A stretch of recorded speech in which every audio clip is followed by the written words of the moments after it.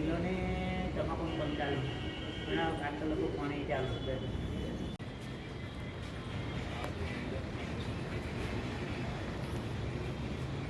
કાકા તમારું નામ? ચાવડા જયંતિભાઈ બાબુભાઈ. ક્યાંથી આવ્યા છો તમે? ડાકોર પોયડા. શું ઘટના બની તમારી જોડે? ઘટના તો એ જ કે આ લોન માટે એવું કરેલું. કેવી રીતે લોન નું શું હતું? લોન કે પર્સનલ લોન કરી આપીશું તમને, બરોબર? 10,000 રૂપિયા પહેલા ફાઇલ ચાર્જ નિમિત્તે લીધા અને કાલે આજે લગભગ ગયા ગુરુવારે બીજા 30,000 રૂપિયા લીધા એમને એના આ વીમા ફીના 3 વીમા અને એવું બધું કરીને. તમારે કેટલા લાખની લોન હતી? 5 લાખ.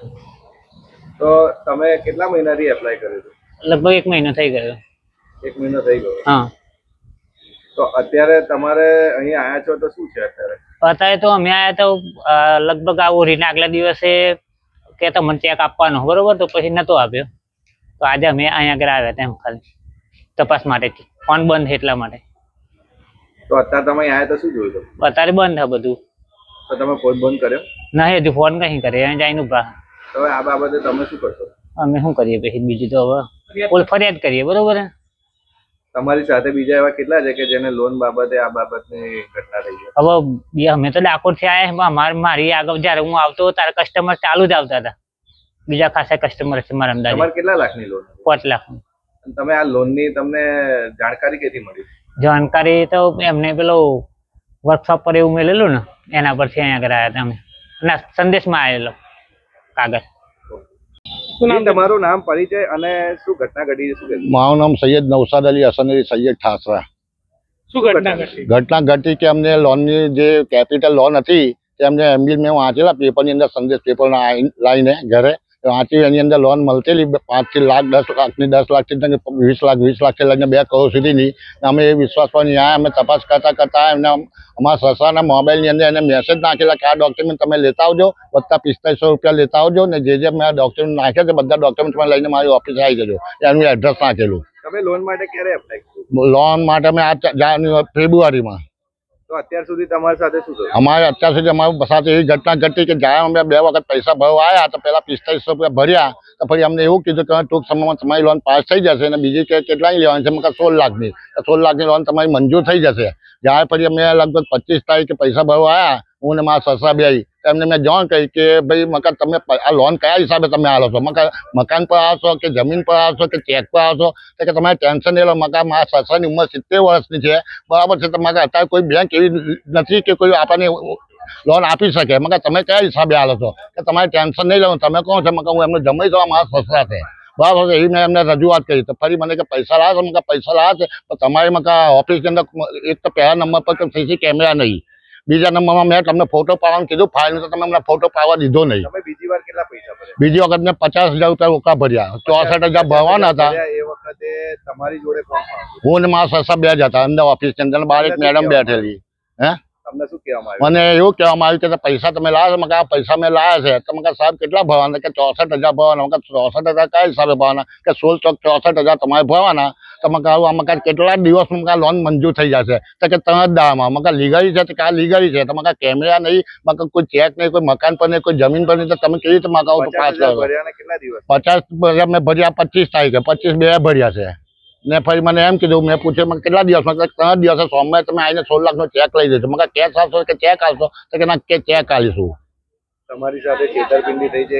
અમારી સાથે છેતરપિંડી 25 તારીખ પૈસા ભર્યા પછી અમને એવું લાગ્યું કે અમે ફોન મારી કરાર ગોલી ઢોલી લીધે અમે બધા લેટ થયા. તો મને ફોન મારવાનું ચાલુ કર્યું એટલે ફોન સ્વિચ ઓફ આવ્યું. પછી અમે ના છૂટકે અમારી ના રહ્યું તો 2 તારીખે એને બોલાયેલા. તો ચેક લેવા માટે અમે એને કેપિટલ નજર કેપિટલ આવ્યા છે. તો ત્યાં ઓફિસ બંધ છે. અમે 30 થી 40 જણ, બધા 50 જણ જેવા ભેગી હતા. ઓફિસ બંધ છે સાહેબ. એક મેડમ આગળ બેઠેલા. મેડમ તો આપણે કોઈ કશું કર્યું નહીં, એમની મેં વિડીયો ઉતારેલી છે સાહેબ. જસવંતભાઈ એમ વાઘેલા. જસવંતભાઈ, શું તમારી સાથે ઘટના ઘટી છે? થોડું વિસ્તારપૂર્વક બતાવો. વિસ્તારપૂર્વકમાં એવું છે કે મારા ત્યાં ગુજરાત સમાચાર આવે છે અને એની અંદર આ ફાઇનાન્સ કેપિટલ ફાઇનાન્સ વાળાની જાહેરાત ટેમ્પલેટ આવેલું હતું અને અમે એમાં દરેક પ્રકારની લોન આપીએ છીએ. એમ તમે ડિફોલ્ટર હોય તો પણ લોન અમે આપીશું. એટલે મેં આ ટેમ્પલેટના આધારે એમની ઓફિસમાં નેક્સસ 1માં કેપિટલને ત્યાં મેં રૂબરૂમાં ચર્ચા કરી. એમણે મને કીધું કે મારી ડિમાન્ડ હતી 2 લાખ રૂપિયાની, એટલે અમે 2 લાખથી વધારે જ આપીએ છીએ. 2 લાખ, 3 લાખ, 4 લાખ આપતા નથી, 5 લાખથી ઓછી આપતા નથી. એટલે પછી મેં 5 લાખની ઓફર કરી એમણે મને 4500 રૂપિયા કે તમારા પ્રોસેસિંગ ચાર્જના લેવાના છે એ તમે અત્યારે આપો. એટલે મેં એમને કહ્યું કે બધું યાર કોઈ બી લોન લેતા હોય તો બધું પ્રોસેસિંગ ચાર્જ છે, પછી બીજી જે કંઈ હોય વીમાની એ લોન મંજૂર થાય એમાંથી કાપીને આપે છે. તો કે હું એ બેંકની લોન મારા પોતાનું ફાઇનાન્સ છે અને એમાંથી હું તમને 1% લોન આપું છું, એટલે તમારા પ્રોસેસિંગ ચાર્જ તો ભરવો જ પડશે. એટલે મેં 23 તારીખે શનિવારના રોજ 4500 રૂપિયા ભર્યા. ત્યાર પછી મને એમણે એવું કીધું કે તમારે ત્યાં સાંજે 6:30 વાગે ફોન આવશે તો તમારી લોન મંજૂર થઈ છે કે નથી થઈ. એટલે પછી 6:45 એમનો એ જ દિવસે 23 તારીખે ફોન આવ્યો કે જસવંતભાઈ તમારી લોન મંજૂર થઈ ગયેલી છે, હવે તમારો સેક્શન લેટર આવે એટલે તમે અમારી ઓફિસે આવજો. તો મેં એમને પૂછ્યું ક્યારે આવશે, તો કે બસ 1-2 દિવસમાં આવશે. એટલે બીજા દિવસે એમનો 10 વાગ્યા ફોન આવ્યો શુક્રવારે કે ભાઈ તમારો લોન મંજૂર થઈ ગયેલી છે, તમે ઓફિસ આવો. ત્યારબાદ હું ઓફિસે ગયો એટલે એમણે મને મારો સેક્શન લેટર બતાવ્યો.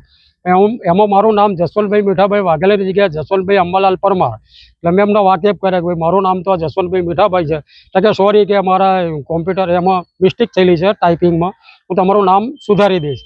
પછી એમણે મને વીમાની વાત 20,000 ભરવાના, એટલે મેં એમને સવાલ કર્યો કે ભાઈ શાના ભરવાના. એમણે મને વીમાની 3 પોલિસીઓ બતાવી. એક વીમો એવો છે કે તમે લોન લો અને અધરવાઇઝ તમે ક્યારેક તમારું ડેટ થઈ જાય તો તમને 5 લાખ રૂપિયા ભરવાના નથી અને સામેથી વીમાવાળા તમને 5 લાખ રૂપિયા આપશે.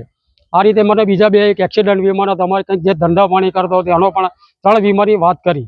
એટલે પહેલાં તો મેં કીધું કે સાહેબ મારી પાસે આજે તો 20,000 રૂપિયાની ચૂકવણ ના થાય, બરાબર છે. કે તમે આજે ને આજે તમે એ કરો નહીં તો પછી તમારો કહે છે કેન્સલ થશે લોન કહે છે. એટલે થોડી મજબૂરીને લઈને પછી સાંજે વ્યવસ્થા કરી અને ભર્યા. 20,000 ભર્યા પછી મેં પહોંચ માગી, આગળ 4500ની પહોંચ માગી.